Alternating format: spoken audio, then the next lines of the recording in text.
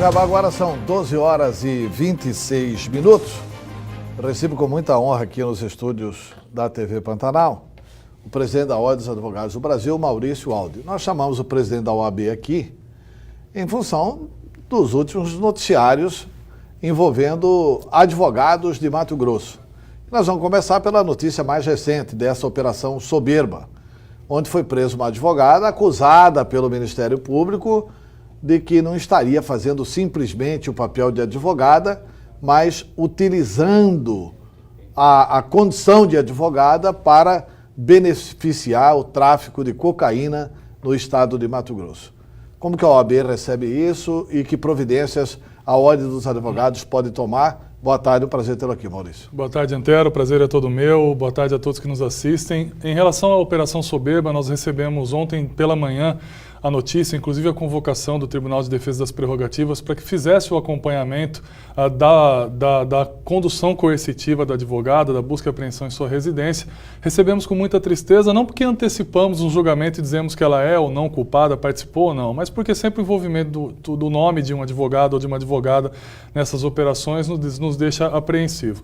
Fizemos como sempre fazemos nesses casos. O Tribunal de Defesa das Prerrogativas acompanhou o depoimento para saber se eventuais prerrogativas dela não foram feridas e antes de vir até aqui a entrevista eu recebi uma mensagem do presidente do Tribunal de Defesa das Prerrogativas, Dr. Luiz da Penha, que já vai receber, disse que já vai receber do Dr. Jefferson Schneider hoje a cópia integral dos autos que resultaram na prisão dela e nós encaminharemos para o Tribunal de Ética e Disciplina ainda hoje para poder apreciar a conduta dela e ver se ela realmente cometeu ou se associou ao crime ou não. É importante dizer que nós já estudamos e verificamos que ela é inscrita na OAB do Tocantins.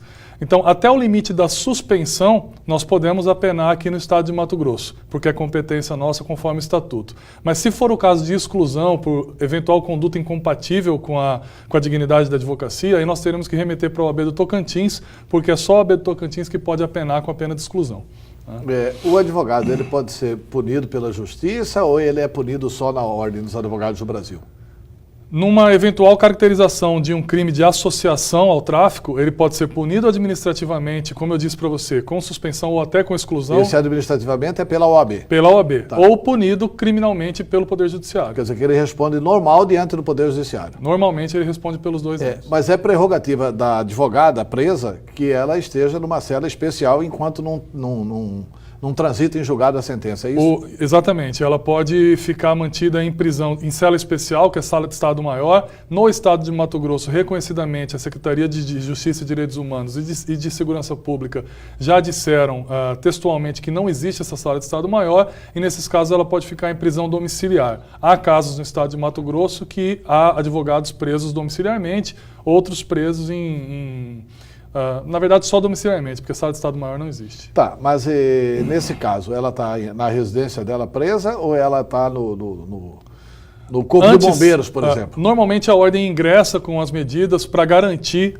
essa prerrogativa, né? Ela foi conduzida a Polinter ontem, mas não tem uma notícia confirmada ainda, mas me parece que um advogado que ela contratou ingressou com uma medida e o Dr. Jefferson Schneider determinou a prisão domiciliar dela. Essa é a informação que eu recebi agora. Tá.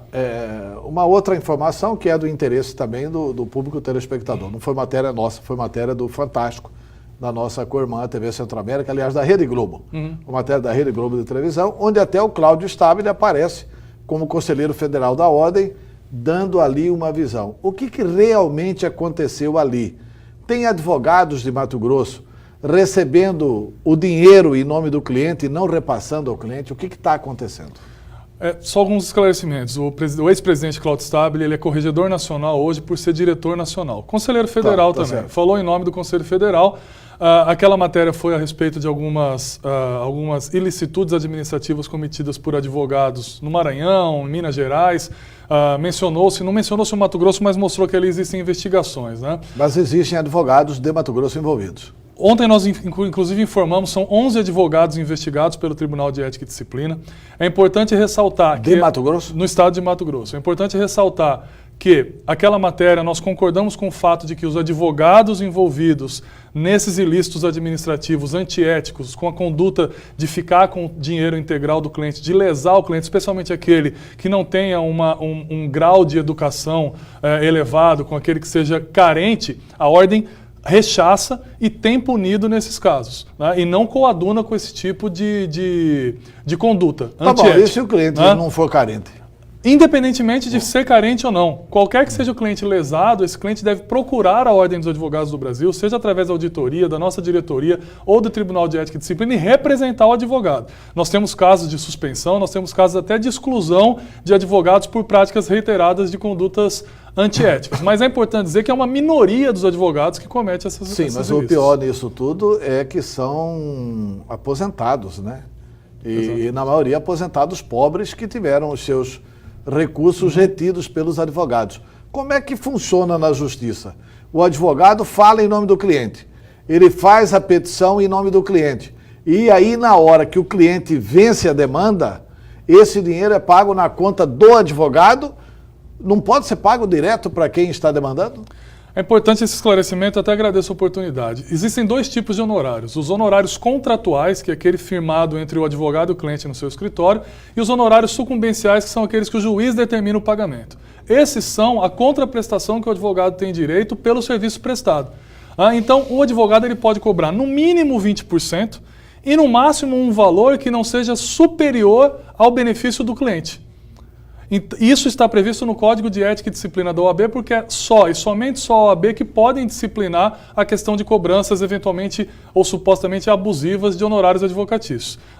Então, o advogado cobra e, no final das contas, ele tem que repassar, o cliente tem que repassar ao advogado seus honorários. Há a possibilidade, no âmbito judicial, de se expedir alvará separado dos honorários e alvará do crédito do cliente, para que cada um receba a sua parte e não tenha o problema tanto do advogado não repassar para o cliente, como do cliente ficar com o dinheiro dos honorários do advogado e não repassar, o que às vezes também, infelizmente, acontece. Tá, e quando acontece esse tipo de situação, o Tribunal de Ética pune com qual tipo de punição? Qual que é a punição para esse tipo de infração? Para esse tipo de infração, a punição é a suspensão. Essa suspensão ela pode variar aí de 30 dias até 120 dias. E quando o advogado pratica reiteradamente esse tipo de conduta, podendo se caracterizar, por exemplo, a perda da idoneidade ou atos que indignificam a advocacia, ele pode até ser excluído dos quadros da advocacia. Tá, agora uma outra pergunta para a gente ver o nível de corporativismo, se existe ou não dentro da Ordem dos Advogados do Brasil.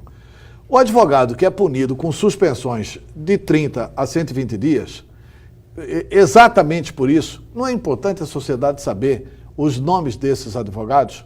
Quer dizer, isso não é publicizado no site da Ordem dos Advogados do Brasil? Para que, sim, a população pelo menos decida, olha, esse cidadão aí ficou com o dinheiro do cliente, vale a pena ou não contratar os serviços dele? Antero, ou isso não é colocado porque é só uma suspensão? Não. Qualquer que seja a punição, seja censura, seja advertência, suspensão ou exclusão, ela se encontra registrada no site da OAB.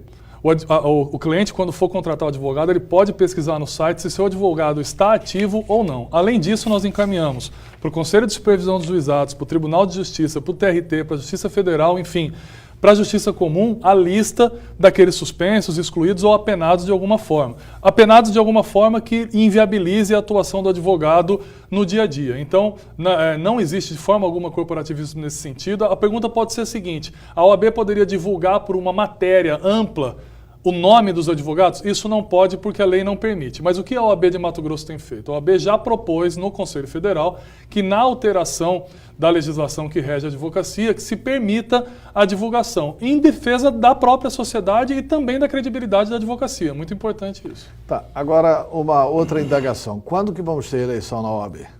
E se o senhor é candidato à reeleição? As eleições na OAB ocorrerão somente em novembro, né? A previsão... Novembro deste ano. Novembro desse ano, da regulamentação é de que seja na segunda quinzena. Esse não é um tema debatido na situação hoje, que nós temos muito tempo ainda de gestão, há muitos projetos, há muitas viagens para o interior a serem realizadas esse ano ainda. Há uma possibilidade? Há uma possibilidade da minha reeleição, sim, como há a possibilidade da candidatura de vários outros que se destacaram durante a gestão. Não é algo que está sendo debatido agora. agora, mas é algo que será debatido em breve e democraticamente para nós sabermos quem tem condições de dar continuidade ao trabalho que está sendo feito. Mas já está na imprensa, já existem na imprensa algumas candidaturas colocadas, né? Ao mesmo tempo que existem rumores da possibilidade da sua reeleição, parece que do Leonardo Pio, como que pode ser um candidato.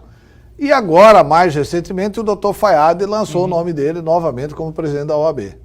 Especulações e rumores, como você mesmo disse. Nenhum veio a público dizendo que é candidato. Leonardo faz parte da Caixa de Assistência, não se conversou isso ainda a respeito da candidatura. Fayad é um ex-presidente que não faz parte da gestão e me parece que saiu mencionado que ele seria candidato, mas ele mesmo já desmentiu. Enfim, esse é um ano que muito se diz, que muitos rumores são apresentados nesse período do ano. Então é ter tranquilidade, ter responsabilidade de terminar uma gestão que ainda demanda muito trabalho e lá na frente decidir se eu vou para a reeleição ou se alguém que se destacou e que tem a viabilidade para dar continuidade nesse trabalho vá ser o sucessor.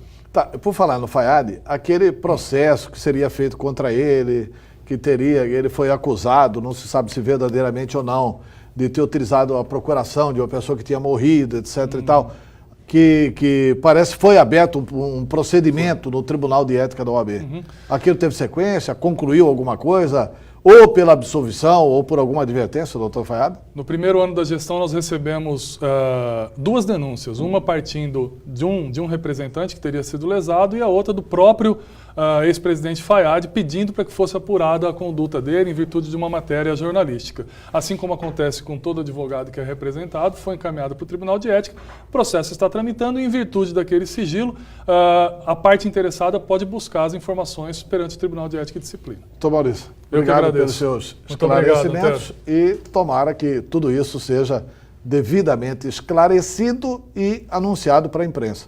Se o advogado é inocente, ótimo, anuncia que é inocente. Se é culpado, ótimo, anuncia a punição que a Ordem dos Advogados do Brasil, que o Poder Judiciário impôs a ele.